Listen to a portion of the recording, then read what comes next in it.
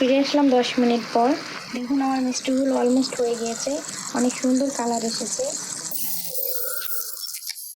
আসসালামু আলাইকুম, আমি আবারও চলে আসলাম নতুন আরও একটি রেসিপি নিয়ে। আজকে আমি আপনাদের তৈরি করে দেখাবো মাত্র হাফ কাপ গুঁড়ো দুধ দিয়ে কিভাবে আপনারা অনেকগুলো কালোজাম মিষ্টি তৈরি করতে পারেন। খুবই সহজভাবে তৈরি করে দেখাবো।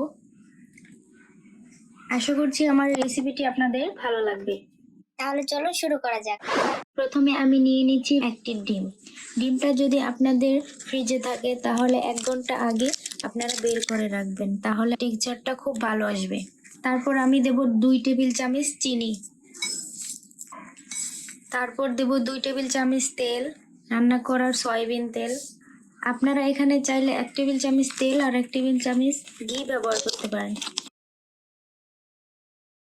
তারপর এটা ফেটিয়ে নেব। এখন দিব হাফ কাপ গুঁড়ো দুধ, 1/3 কাপ ময়দা, আপনারা এটা ময়দা দিয়েই করবেন। তারপর দেব 1 চা চামচ বেকিং পাউডার। এগুলি একসাথে মিক্স করে তারপর অল্প অল্প করে ফেটিয়ে রাখা ডিমটা দিয়ে দেব। অল্প অল্প করে মেশাবেন, একবারে মেশাতে যাবেন না। এখন এটা ভালো করে মিক্স করে নেব। একটু আঠালো হবে, এটা আপনারা ভয় পাওয়ার কিছুই নেই। এই ডোটাকে এখন ভালো করে মিশিয়ে নেব। এটা 5 মিনিট রেস্টে রাখার পর শক্ত হয়ে যাবে। তো এটাকে আমি মাখিয়ে ফিরে আসছি 5 মিনিট পর। ফিরে আসলাম 5 মিনিট পর। দেখুন এটা একদমই শক্ত হয়ে গেছে এবং একদমই হাতে লেগে আসছে না। এখন হাতের মধ্যে অল্প একটু তেল মেখে আমি এই ডো থেকে অল্প একটু নিয়ে কালোজামে শেপ দিয়ে নিচ্ছি। কালোজামটা একটু লম্বাটে টাইপের হয়, তো আমি সেরকমভাবে একটু লম্বা করে নিচ্ছি, চিকন চিকন করে একটু লম্বা করে নিচ্ছি, কারণ এটি তেলের মধ্যে দিলে আরো ফুলে যাবে। খালি হাত দিয়ে খুব সুন্দর শেপ আসে। তো আমি এভাবে করে সবগুলো আপনাদের বানিয়ে দেখাচ্ছি। দেখুন আমি হাত দিয়ে সবগুলো বানিয়ে নিয়েছি, এখন তেলে ভেজে নেব। চুলায় একটি প্যান বসিয়ে তেল গরম করে নিয়েছি। এখন এই মিষ্টিগুলো এক এক করে দিয়ে দিচ্ছি।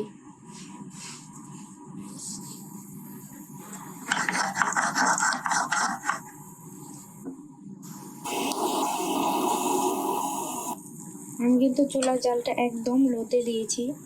চুলার জালটা লোতে দিলে বাহিরে এবং ভিতরে খুব সুন্দর কালার আসবে। দেখুন আমার মিষ্টিগুলো ভাজা হয়ে গেছে। আমি এর থেকে বেশি ভাজবো না, কারণ শিরাতে দেওয়ার পর এগুলি আরেকটু কালার হবে। তো আমি এখন এগুলি উঠিয়ে নেব। এখন আমি শিরাটা রেডি করে নেব। শিরাটা রেডি করার জন্য 2 কাপ চিনি নিচ্ছি। এখন দেব 2 কাপ চিনির জন্য 3 কাপ পানি।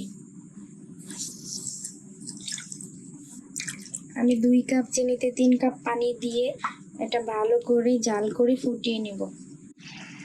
চিনির পানিতে বলক চলে এসেছে, এখন দিয়ে দিচ্ছি ভেজে রাখা মিষ্টিগুলো দিয়ে চুলার হাই হিটে জাল করে নেব 10 মিনিট।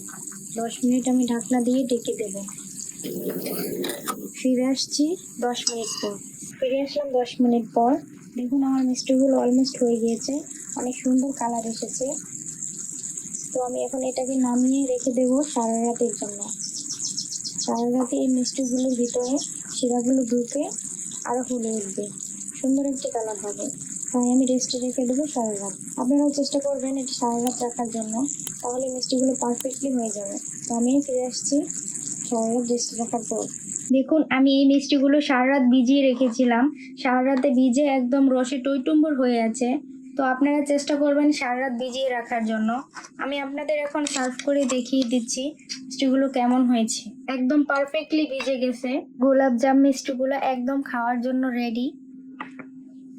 দেখুন আমার কালোজাম মিষ্টিগুলো একদম পারফেক্টলি তৈরি হয়ে গেছে। তো আমার এই রেসিপিটি আপনারা ফলো করলে অবশ্যই আপনারা তৈরি করতে পারবেন। তো আমার এই রেসিপিটি যদি আপনাদের ভালো লেগে থাকে অবশ্যই আমার চ্যানেলটি সাবস্ক্রাইব করে দিবেন। আপনাদের সাথে আবার দেখা হবে, সে পর্যন্ত ভালো থাকুন। আল্লাহ হাফেজ, আসসালামু আলাইকুম।